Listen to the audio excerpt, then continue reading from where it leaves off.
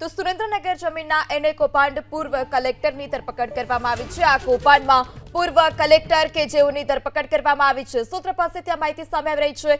ઈડીએ ગાંધીનગર સ્થિત નિવાસસ્થાનેથી ધરપકડ કરી। ઈડીએ 3 ટીમ બનાવી અને સતત કલેક્ટર રાજેન્દ્ર પટેલની પૂછપરછ કરી હતી। આ સાથે કલેક્ટર કચેરી સાથે જોડાયેલા અધિકારીઓને ત્યાં પણ ઈડી કે જેણે રાતભર તપાસ કરી છે। સૂત્રો પાસેથી આ માહિતી સામે આવી રહી છે। પૂછપરછ બાદ રાજેન્દ્ર પટેલ કે જેની ધરપકડ કરવામાં આવી છે। આખી રાત રાજેન્દ્રની પૂછપરછ કરવામાં આવી છે, ધરપકડ કરવામાં આવી છે અને તેના નિવાસસ્થાને કે ત્યાં તપાસ કરાઈ છે, તેના નિવાસસ્થાનેથી જ ધરપકડ કરાઈ છે। ત્યારે ઈડીએ 3 ટીમ બનાવી છે અને જેમાં સતત હાલ અત્યારે કાર્યવાહી થઈ રહી છે। ગઈકાલ રાત્રે ઈડીએ રાજેન્દ્ર પટેલના નિવાસસ્થાન પર કાર્યવાહી કરી હતી। ચંદ્રસિંહ મોરીની પૂછપરછમાં થયેલા ખુલાસા બાદ આ કાર્યવાહી કરવામાં આવી હોવાની ચર્ચા છે। કલેક્ટર ઓફિસ સાથે જોડાયેલા અધિકારીઓને ત્યાં પણ કાર્યવાહી કરવામાં આવી।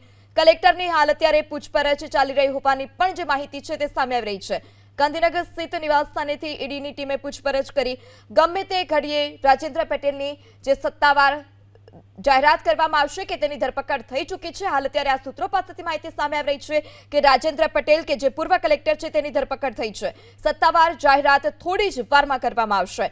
અમદાવાદ ઈડી ઓફિસ પર હાલ અત્યારે જબરજસ્ત હલચલ પણ જોવા મળી રહી છે। ત્યારે સુરેન્દ્રનગર જમીનના એને કૌભાંડનો મામલો કે જેમાં અગાઉ ચંદ્રસિંહ મોરી કે જેની ધરપકડ કરવામાં આવી હતી તેની પૂછપરછમાં એક બાદ એક જે ખુલાસા છે તે થઈ રહ્યા છે।